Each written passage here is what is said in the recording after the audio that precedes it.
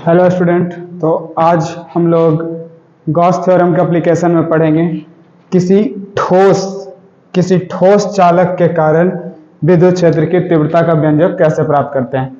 ये एक फिगर हम बनाए हैं। एक ठोस है, एक ठोस पदार्थ है जो आवेशित है। ये प्लस प्लस से हम आवेशों को दर्शाएं, ठीक है। तो ये एक ठोस आवेशित चालक है जिसके कारण आपको क्या प्राप्त करना है, विद्युत क्षेत्र की तीव्रता का मान प्राप्त करना है गॉस थ्योरम का उपयोग करके। तो इस ठोस के लिए आप यहाँ पर जो भी ये फिगर है, इसके लिए अगर आप विद्युत क्षेत्र की तीव्रता का मान प्राप्त करेंगे तो उसके लिए एक गॉसियन सतह की कल्पना करेंगे। कैसा गॉसियन सतह का कल्पना करेंगे, इसमें गोलाकार की बेलनाकार। तो अगर आप शुरू से पढ़ रहे होंगे, गॉस थ्योरम पढ़े होंगे, गॉसियन सतह के बारे में जानते होंगे, तो पता होगा गॉसियन सतह दो प्रकार के होते हैं, गोलाकार गॉसियन सतह और बेलनाकार गॉसियन सतह। कौन सा गॉसियन सतह यहाँ पर सुटेबल होगा? बेलनाकार गॉसियन सतह होगा। ये तो शायद बताने का जरूरत नहीं होगा। तो यहाँ पर एक गॉसियन सतह लेते हैं इस तरह से, एक बेलनाकार गॉसियन सतह लिए, वो इस प्रकार है। यहाँ पे 2D फिगर में थोड़ा सा आपको अलग लग रहा होगा, हम आपको समझाते हैं।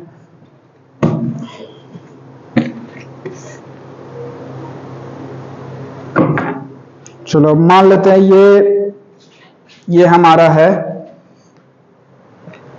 एक ठोस पदार्थ है, ठीक है, एक घन है, यही मान लो। इसके लिए आपको निकालना है क्या? विद्युत क्षेत्र की तीव्रता।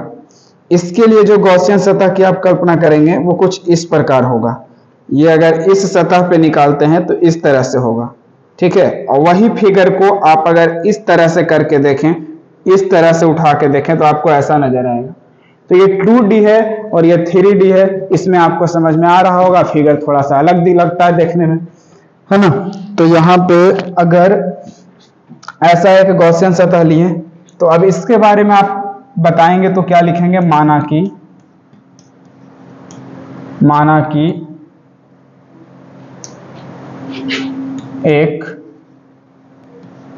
कि एक ठोस आवेशित चालक है, ठोस आवेशित चालक है जिसका पृष्ठीय आवेश घनत्व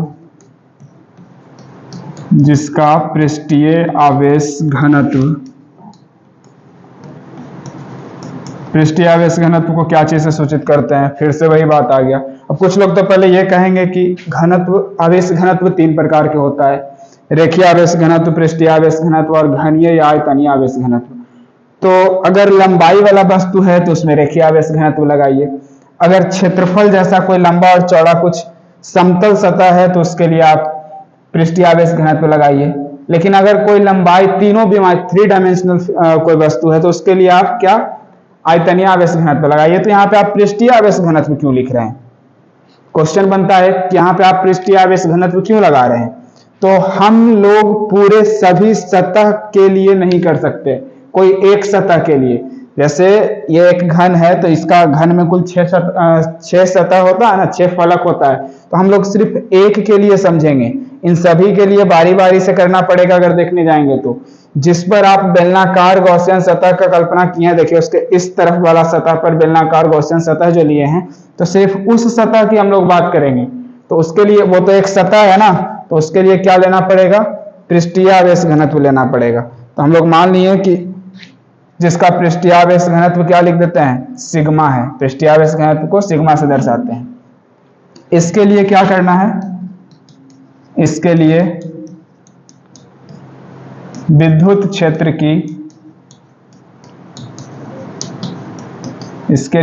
क्षेत्र की तीव्रता का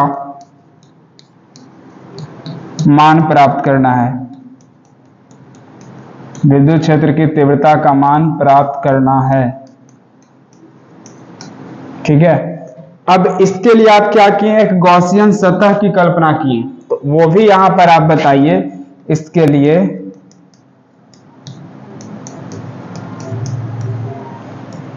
एक गॉसियन सतह की कल्पना किया जाता है।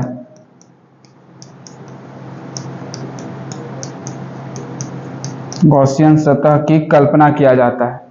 जो कुछ भी फिगर में था आप उसको बता दिए, यहां तक कोई दिक्कत नहीं रहा होगा। एक ठोस घन या ठोस वस्तु लेंगे जो आवेशित होना चाहिए और उसके लिए क्या ले लिए, गॉसियन सतह। कैसा, बेलनाकार गॉसियन सतह। वही जो फिगर में है वही यहां पर आपको लिखना है, इसमें तो कोई अलग बात है नहीं। अब इसके लिए अनुप्रस्थ काट क्षेत्रफल लेते हैं, तो जो गॉसियन सतह होता है उसी पर अनुप्रस्थ काट क्षेत्रफल लेते हैं। कुल कितने प्रकार से यहाँ पे अनुप्रस्थ काट क्षेत्रफल ले सकते हैं। इसमें जो ये वाला सतह है, ये वाला गॉसियन सतह पर लेते हैं अनुप्रस्थ काट क्षेत्रफल, तो गॉसियन सतह तो इसमें तीन ही है ना, सॉरी एक ही है, ये बेलनाकार और गॉसियन सतह है जिसमें तीन तरह का शेप बन रहा है। अगर इस पर ही आप लेंगे तो हो जाएगा क्या, यहां से देखिए ये एक सतह है, ये एक गॉसियन है, ये टोटल गॉसियन सतह है। अगर इस पे आप यहां पे एक लेते हैं क्या, अनुप्रस्थ काट क्षेत्रफल, तो उसका दिशा किधर होगा, अनुप्रस्थ काट क्षेत्रफल एक ले लिए DA, तो ये सतह के लंबवत दिशा होता है, इस प्रकार इसका कुछ डायरेक्शन होगा। यहां पर अगर एक अनुप्रस्थ काट क्षेत्रफल लिए DA, तो इसका दिशा ये भी सतह के लंबवत यानी कुछ इस प्रकार से होगा। यहां पर अगर एक अनुप्रस्थ काट क्षेत्रफल लेते हैं DA, तो इसका भी दिशा क्या, सतह के लंबवत होगा, यानी इस प्रकार से होगा। इसके अलावा आप कहीं भी लीजिए अनुप्रस्थ काट क्षेत्रफल, यही तीनों में से कोई ना कोई दिशा होगा। अगर यहाँ ले, यहाँ ले, यहाँ ले, सबका दिशा ऐसे होगा ऊपर की ओर। इस बिंदु पर कहीं भी लेंगे इस सतह पर, सबका दिशा उधर होगा, और इसमें से कहीं भी लेंगे तो सबका दिशा नीचे होगा। यानी टोटली आप तीन प्रकार से यहाँ पे अनुप्रस्थ क्षेत्रफल का दिशा ले सकते हैं। तो हम तीन दिशा ले लिए। अब अगर इस पॉइंट पे जहां पे अनुप्रस्थ काट क्षेत्रफल है, यहां पर अगर हम कहें विद्युत क्षेत्र की तीव्रता का दिशा किधर होगा, इस आवेशित सतह के कारण, इसका जो एक फलक है हम उसका बात कर रहे हैं, इसके एक सतह का बात कर रहे हैं, तो उसके कारण यहाँ पर विद्युत क्षेत्र की तीव्रता का दिशा किधर होगा। तो यहाँ पे ये जो इस तरह से है ना, ये घन का जो सतह इधर वाला सतह होगा उस पे बेलनाकार गॉसियन सतह लिए हैं, तो इस सतह के कारण जो विद्युत क्षेत्र की तीव्रता का दिशा होगा वो उधर की ओर होगा। इस सतह पर भी विद्युत क्षेत्र की तीव्रता का दिशा होगा जो उधर की ओर ही होगा, सब उधर की ओर होगा। इधर भी यहां से भी अगर देखिएगा तो वही एक ही सतह पर तो लिया गया है ये गॉसियन सतह, तो यहाँ का भी विद्युत क्षेत्र की तीव्रता का दिशा उधर होगा। यहां तक कोई दिक्कत नहीं होना चाहिए, दिशा समझने में कोई दिक्कत नहीं होना चाहिए। दिशा लिए हैं विद्युत क्षेत्र की तीव्रता का और अनुप्रस्थ काट क्षेत्रफल का। इतना कुछ अगर आप कर लेते हैं, फिगर बना लेते हैं, सब कुछ दर्शा देते हैं, लिख लेते हैं, तो अब आएंगे इसके लिए विद्युत क्षेत्र की तीव्रता का मान प्राप्त करने। उसके लिए सबसे पहले गॉस का नियम लगाएंगे। तो गॉस का नियम से अब हम लोग गॉस के नियम पे आते हैं। गॉस के नियम से, गॉस का नियम क्या होता है जी, फाई इक्वल टू क्यू गुना 1y एप्सिलॉन नॉट, जहां फाई क्या होता है, विद्युतीय फ्लक्स होता है, और ये नियम हमेशा एक बंद वक्र पे लागू होता है, यानी किसी बंद वक्र में उपस्थित विद्युतीय फ्लक्स उसमें उपस्थित आवेश का 1 बटा क्या होता है, एप्सिलॉन नॉट गुना होता है। तो ये फाई को हम लोग क्या लिख सकते हैं, E डॉट DA बराबर क्यू बटा एप्सिलॉन नॉट, इसको इससे भी लिख देते हैं क्यू बटा epsilon not. E dot DA को हम लोग क्या लिखते हैं, EDA cos थीटा बराबर क्यू बटा एप्सिलॉन नॉट। अब थीटा होता है जो विद्युत क्षेत्र की तीव्रता, यानी E और ये DA, ये दोनों के बीच का कोण होता है। तो भाई यहाँ पे देखो पहले E और DA, इसके बीच कुल तीन तरह का कोण हमको नजर आ रहा है। एक तो यहाँ पे डायरेक्शन है, एक यहाँ डायरेक्शन है, एक यहाँ डायरेक्शन है। तीन फिगर है, ये पहला हो गया, ये दूसरा हो गया, ये तीसरा हो गया, तो तीनों के लिए लिखना पड़ेगा।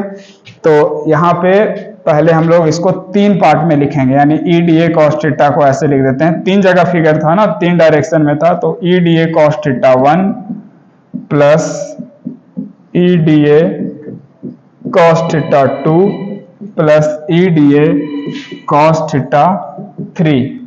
तीन तरह का कोण बन रहा है, तीन बार लिख दिए, बराबर क्या हो जाएगा, क्यू बटा एप्सिलॉन नॉट। ठीक है, अब बारी बारी से ये थीटा 1, ये थीटा 2, ये थीटा 3, ये सब का मान क्या करेंगे, फिगर से देख के कितना है किसका मान यहाँ पर पुट करेंगे। तो थीटा 1 यानी ये E विद्युत क्षेत्र की तीव्रता और अनुप्रस्थ काट क्षेत्रफल के बीच का कोण जो है थीटा 1 है, उसके लिए पहले देखते हैं यहाँ पर थीटा 1, ये वाला पहला फिगर में डीए इसका दिशा ऊपर की ओर होगा, सतह के लंबवत होता है तो, और विद्युत क्षेत्र की तीव्रता का दिशा देखिए उस तरफ है, तो ये दोनों के बीच का कोण कितना होगा 90 डिग्री। तो इसके लिए θ1 हो जाएगा EDA cos θ1 हो जाएगा कितना 90 डिग्री प्लस EDA cos, अब θ2 देखिए फिगर में कितना होता है, θ2 यहाँ पे ये दूसरा फिगर था, तो इसमें DA का डायरेक्शन उस तरफ है ये वाला, और E का डायरेक्शन भी विद्युत क्षेत्र की तीव्रता का भी डायरेक्शन उस तरफ है। ये सतह है तो इस सतह पर ये लंबवत है और विद्युत क्षेत्र की तीव्रता का दिशा उस तरफ है, दोनों एक ही दिशा में है यानी दोनों समांतर लाइनें हैं, और दो समांतर रेखाओं के बीच का कोण 0 होता है।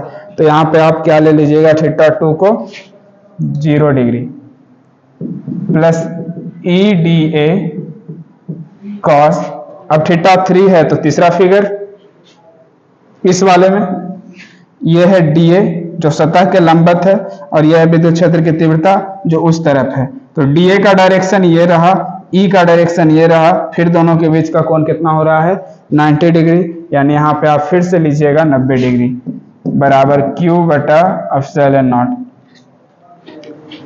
cos 90 का वैल्यू कितना 0, तो ये तो हो गया 0, cos 90 0, तो इस पूरे को क्या कर दिया 0 कर दिया, 0 गुना EDA 0 हो जाएगा, फिर cos 90 है तो 0, तो ये पूरा क्या हो जाएगा 0 हो जाएगा। cos 0 का वैल्यू होता है 1, तो EDA इंटू cos 0 से 1 हो जाएगा उसका वैल्यू, तो EDA इंटू 1 कितना हो जाएगा EDA। इसको और इसको क्यों नहीं लिख रहे हैं, समझ रहे हैं ना, cos 90 हुआ 0 तो ये पूरा 0 हो गया, यहाँ भी cos 90 0, तो EDA इंटू 0 0 हो गया, तो बचा EDA बराबर उधर बचा Q/ε0। ठीक है, अब इसको ऐसे हम लोग लिख सकते हैं, क्या मिल रहा था यहाँ पे EDA बराबर मिला ना Q/ε0। पृष्ठीय आवेश घनत्व कितना माने थे हम लोग इस ठोस के एक सतह का, सिग्मा माने थे। सिग्मा पृष्ठीय आवेश घनत्व को सिग्मा कहते हैं, और सिग्मा बराबर क्या पढ़े, किसी एकांक क्षेत्रफल में उपस्थित आवेशों को पृष्ठीय आवेश घनत्व कहा जाता है, या आवेश क्यों लिखाएगा सिग्मा नहीं, आवेश तथा क्षेत्रफल के अनुपात को क्या कहा जाता है पृष्ठीय आवेश घनत्व कहा जाता है। तो यहां से सिग्मा बराबर Q/A, तो Q के लिए क्या मिलेगा हमको, Q बराबर हो जाएगा सिग्मा इंटू A, तो यहाँ पर EDA और Q के जगह पर लिख देते हैं सिग्मा इंटू A, Q बराबर हो जाएगा ना सिग्मा इंटू A, तो सिग्मा इंटू A बटा क्या ε0। अब इस DA, ये जो DA है ये एक बहुत छोटा सा क्षेत्रफल है, इस छोटे क्षेत्रफल को पुनः पहले वाली अवस्था में लाने के लिए इंटीग्रेट करना पड़ेगा, तो इधर हमको करना पड़ेगा इंटीग्रेशन बराबर सिग्मा इंटू A बटा क्या ε0।